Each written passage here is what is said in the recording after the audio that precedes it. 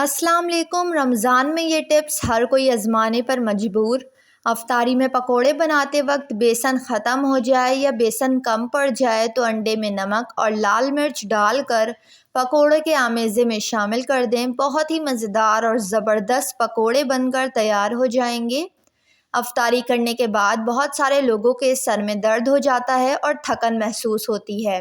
ऐसे में सर और पैर के तलवे की तेल से मालिश करें और अफ्तारी करने के बाद 1 कप चाय ज़रूर पी लिया करें। और अफ्तारी से लेकर सहरी तक थोड़ा थोड़ा पानी ज़रूर पीते रहें ताकि पानी की कमी ना हो।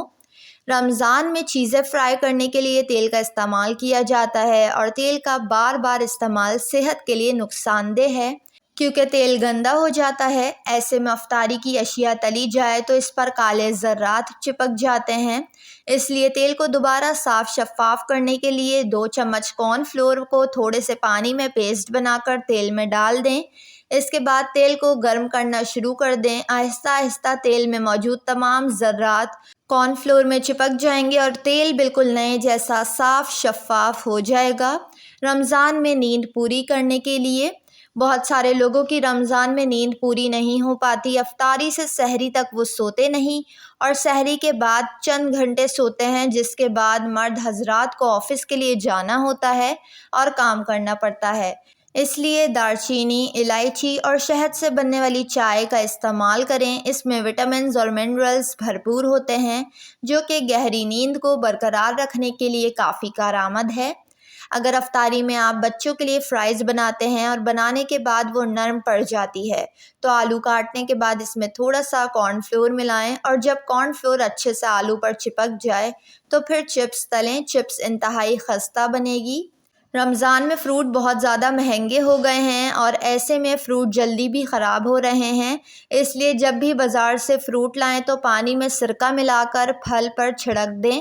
फल ख़राब नहीं होंगे और ज़्यादा दिनों तक तरोताज़ा रहेंगे। रमज़ान में पानी की कमी दूर करने के लिए रोज़ा रखकर जिस्म में पानी की कमी हो जाना मामूली सी बात है, लेकिन पानी की कमी को पूरा करना बहुत ज़्यादा ज़रूरी है। इसलिए रोज़ाना सहरी करने के बाद आखिर में खजूर और दूध का शेक बनाकर पी लें या दूध दही की कच्ची लस्सी का इस्तेमाल करें। लस्सी में पानी की मिकदार ज़्यादा रखें, इससे प्यास की शिद्दत भी कम हो जाएगी और जिस्म में पानी की कमी भी नहीं होगी। चावलों को उबालते वक्त अगर 1 चम्मच नींबू का रस डाल दिया जाए तो चावलों की रंगत साफ़ और चावल बहुत ही ज़्यादा खुशबूदार और खिले खिले हो जाते हैं। अगर कोफ्तों को नरम बनाना चाहते हैं तो कीमा बगैर चर्बी वाला लें और कोफ्ते को पीसते वक्त प्याज ज़रूर डालें। इससे कोफ्ते बहुत ही मज़ेदार और अंदर से नरम बनेंगे।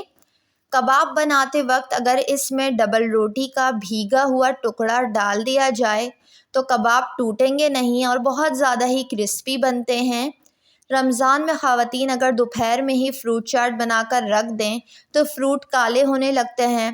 फ्रूट चाट को तरोताज़ा रखने के लिए फलों को काट कर इसमें नींबू का रस शामिल करें और फिर अच्छी तरह मिलाएं। फल काले नहीं होंगे। आप ज़ोहर में ही फ्रूट चाट बनाकर रख दें तब भी फल काले नहीं होंगे। वीडियो को लाइक और चैनल को ज़रूर सब्सक्राइब कर लें।